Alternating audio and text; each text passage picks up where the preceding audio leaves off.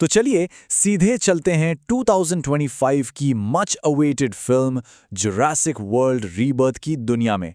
इस कहानी की एक एक परत खोलकर देखेंगे, इसके सारे राज जानेंगे और ये भी कि जब इंसान का सामना प्रागैतिहासिक जानवरों से होता है तो आखिर होता क्या है। अच्छा, तो फिल्म की शुरुआत ही एक ऐसे मिशन से होती है जहां दांव पर सब कुछ लगा है। सोचकर देखिए, पूरी इंसानियत को बचाने के लिए दुनिया की सबसे खतरनाक बीमारी का इलाज ढूंढना है। पर वो इलाज मिलेगा कहां? वो मिलेगा दुनिया के सबसे खूंखार शिकारियों के डीएनए में। तो ये कोई आम मिशन नहीं है, ये तो दवा और मौत के बीच की एक सीधी टक्कर है। ये कहानी ना दो अलग अलग टाइमलाइन में चलती है। पहले बात करते हैं 2008 की। ईस्ट लॉस सैंटोस नाम के एक आइलैंड पर एक जेनेटिक एक्सपेरिमेंट बहुत ही बुरी तरह से फेल हो जाता है और इससे बनता है डिस्टॉर्टिस रेक्स, एक बेहद खतरनाक हाइब्रिड। हालात इतने बिगड़ जाते हैं कि पूरा आइलैंड खाली करना पड़ता है। अब सीधा आते हैं 17 साल बाद 2025 में, जहां पार्कर जेनेटिक्स नाम की एक बड़ी दवा कंपनी उसी भूले बिसरे खतरनाक आइलैंड पर वापस जाने का एक बहुत ही रिस्की फैसला करती है।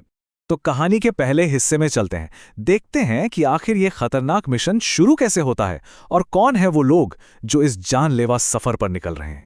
इस मिशन का गोल बहुत बड़ा है। कंपनी का एक एग्जीक्यूटिव है मार्टिन क्रेब्स। वो बताता है कि उन्हें 3 सबसे खतरनाक प्रजातियों से डीएनए निकालना है। क्यों?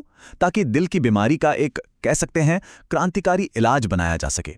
और हां, इस खतरनाक काम का इनाम भी छोटा मोटा नहीं है, पूरे $20 मिलियन। जाहिर है, इतने खतरनाक मिशन के लिए एक स्पेशलिस्ट टीम तो चाहिए ही। तो टीम को लीड कर रही हैं जोरा बेनेट, जो पहले स्पेशल फोर्स में थीं और एक्सट्रैक्शन की एक्सपर्ट हैं। उनके साथ हैं डॉक्टर हेनरी लूमिस, जो एक पेलियोंटोलॉजिस्ट हैं। फिर हैं डंकन, जो इस पूरे अभियान के कमांडर हैं। और हाँ, कंपनी की तरफ से मार्टिन क्रेब्स भी साथ है और इनकी सिक्योरिटी के लिए कुछ तगड़े कॉन्ट्रैक्टर्स भी हैं। तो एक तरफ ये मिशन की तैयारी चल रही है और ठीक उसी वक्त एक और कहानी भी शुरू हो रही है। डेलगाडो परिवार जो बस अपनी छुट्टियों पर निकला है, तभी अचानक एक बहुत बड़ा मोसासॉरस उनकी नाव पर हमला कर देता है और उनका वो मजेदार सफर एक भयानक सपने में बदल जाता है। अब होता यह है कि मिशन वाली टीम डेलगाडो परिवार को बचाने पहुंचती है, लेकिन तभी हालात और भी ज्यादा बिगड़ जाते हैं। वो मोसासॉरस और उसके शिकारी साथी, जो कि स्पिनोसॉरस हैं, वो सब मिलकर उन पर हमला कर देते हैं। और इसी चीख पुकार और अफरा तफरी के बीच जोरा जैसे तैसे पहला डीएनए सैंपल तो हासिल कर लेती है, लेकिन उनके जहाज का बहुत बुरा हाल हो जाता है। और बस यहीं से कहानी का दूसरा हिस्सा शुरू होता है।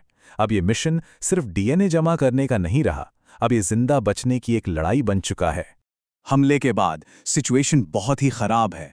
उनका जहाज पूरी तरह से तबाह हो चुका है। अब मिशन टीम और डेलगाडो परिवार दोनों के दोनों ईस्ट लॉस सैंटोस के खतरनाक किनारों पर फंसे हुए हैं। और मुसीबत यहीं खत्म नहीं होती। किनारे पर ही एक भूखा स्पिनोसॉरस उनका इंतजार कर रहा है। और तभी एक बहुत बड़ा राज खुलता है। मार्टिन क्रेब्स बताता है कि इस आइलैंड पर जो जानवर हैं वो कोई नॉर्मल डायनासोर नहीं है। अरे नहीं, वो तो इंजन के खतरनाक जेनेटिक एक्सपेरिमेंट्स के प्रोडक्ट हैं। मतलब ऐसे हाइब्रिड्स जिन्हें 2008 वाले हादसे के बाद यहीं मरने के लिए छोड़ दिया गया था। अब वक्त बहुत कम है। उनके पास हैं सिर्फ 24 घंटे। जोरा का एक बैकअप हेलीकॉप्टर एक सेंट्रल हेलीपैड पर पहुंचेगा और उन्हें किसी भी हालत में बाकी सैंपल्स लेकर टाइम पर वहां पहुंचना ही होगा। तो यहां से टीम 2 हिस्सों में बढ़ जाती है।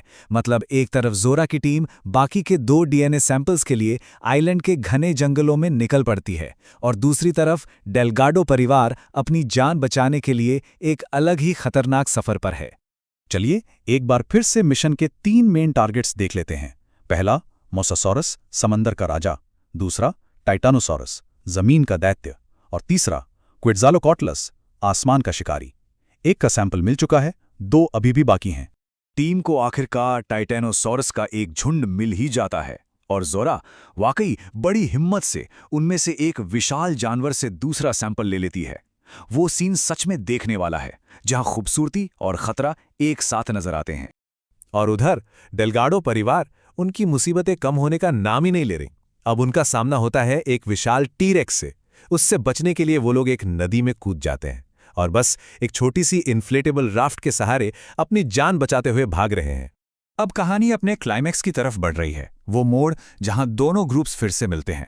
और आइलैंड के सबसे खतरनाक, सबसे भयानक जीव उनका इंतजार कर रहे हैं। टीम कुछ पुराने खंडहरों में पहुंचती है और वहां उन्हें एक क्विट्ज़ालकोटिलस के अंडे से आखिरी सैंपल मिल जाता है। लेकिन जैसे ही वो सैंपल लेते हैं, एक एडल्ट क्विट्ज़ालकोटिलस उन पर हमला कर देता है और टीम का एक मेंबर मारा जाता है। मिशन तो पूरा हो गया, तीनों डीएनए सैंपल्स हाथ में हैं, लेकिन इसकी बहुत बड़ी कीमत चुकानी पड़ी है। जब लगता है कि चलो अब बस यहां से निकलना है, तभी अचानक आइलैंड का पावर सिस्टम चालू हो जाता है और उसके साथ ही एक नया और भी ज्यादा खौफनाक हाइब्रिड सामने आता है, म्यूटेडन। सोचिए, रैप्टर जैसी चालाकी और टेरोसॉर जैसे पंख। ये एक ऐसा खूनी शिकारी है जो चुपचाप हवा में ग्लाइड करते हुए हमला करता है। इसी बीच हेनरी एक फ्लेयर गन चलाता है और आखिरकार आसमान में रेस्क्यू हेलीकॉप्टर दिखाई देता है, उम्मीद की एक किरण। लेकिन क्या ये उम्मीद बनी रहेगी?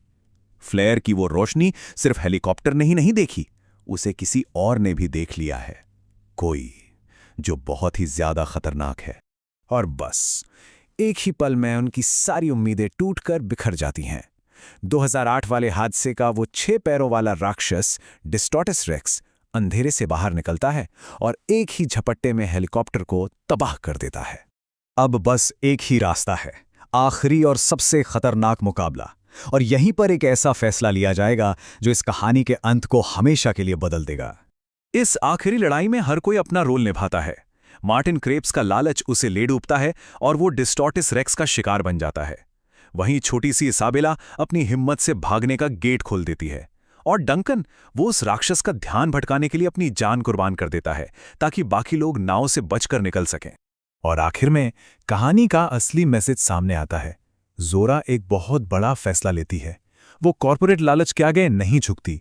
वो उन डीएनए सैंपल्स को किसी कंपनी को देने के बजाय पब्लिक कर देती है, पूरी दुनिया के लिए, इस उम्मीद में कि इस साइंस का इस्तेमाल लोगों की मदद के लिए होगा, ना कि किसी एक कंपनी का खजाना भरने के लिए। और यहीं पर यह कहानी हमें एक बहुत बड़े सवाल के साथ छोड़ जाती है कि जब साइंस इतना ताकतवर हो कि वो जिंदगी दे भी सकता है और ले भी सकता है, तो उसका कंट्रोल असल में किसके हाथ में होना चाहिए।